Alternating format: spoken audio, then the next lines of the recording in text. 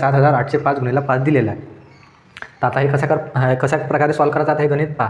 ते काय करायचं 7,805 आहे याच्यातून काय करायचं 1 मायनस करायचं. काय करायचा 1 मायनस करायचा आणि याला भागिले काय करायचे 2 देऊन द्यायचे. किती 2 देऊन द्यायचे. काय झालं आता 7,805 मधून आपण 1 मायनस केला तर किती उरते 7,804 उरते. काय उरते 4 उरते भागिले 2 दिले आपण. काय द्यायचं 2 दिले. बेत्रिक 6 बेनाव 18 0 आहे बेदुने 4 आलं.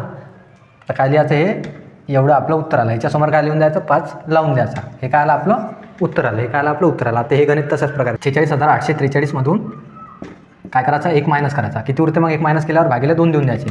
43,000 मधून काय 46,842 उरले. किती उरले 842 भागिले 2. आता याचा भाग 2 भाग देऊन द्यायचा. किती उरते बेदुने 4 बेत्रिक 6 बेचोक 8 बेदुने 4 बेका बे.